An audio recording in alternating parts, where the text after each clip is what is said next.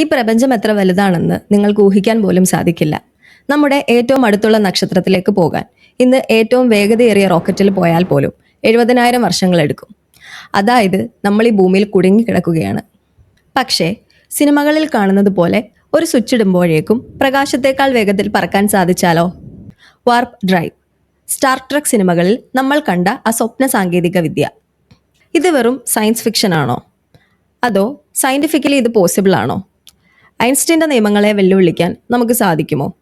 ഇന്ന് talk with റോണിക്സിൽ നമ്മൾ അന്വേഷിക്കാൻ പോകുന്നത് പ്രപഞ്ചത്തിലെ ഏറ്റവും വലിയ സ്പീഡ് ലിമിറ്റിനെ കുറിച്ചാണ്.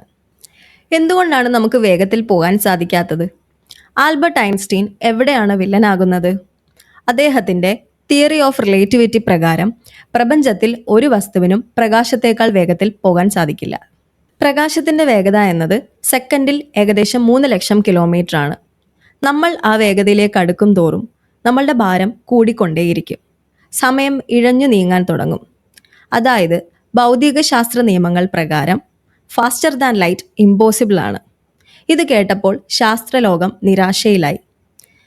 നമ്മൾ ഒരിക്കലും അന്യഗ്രഹ ജീവികളെ കാണില്ലേ? എന്നാൽ ഒരു ലൂപ്പ് ഹോൾ ഉണ്ട്. ഇവിടെയാണ് കാര്യങ്ങൾ രസകരമാവുന്നത്.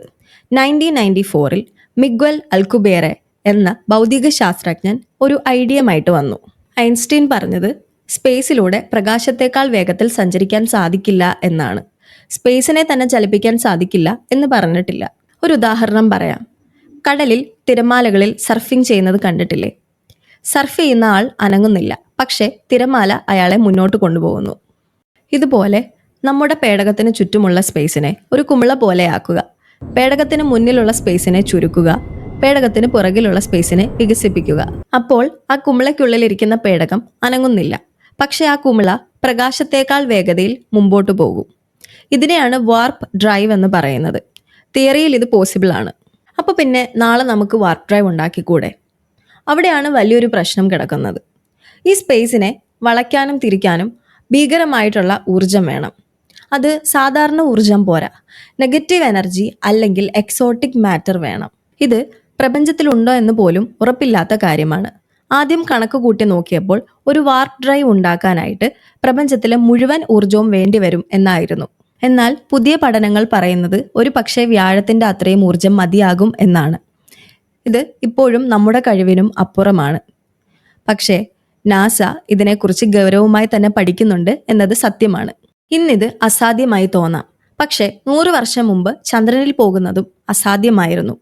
വാർപ്പ് ഡ്രൈവ് യാഥാർത്ഥ്യത്തിൽ വന്നു കഴിഞ്ഞാൽ മനുഷ്യരാശിയുടെ ചരിത്രം മാറും.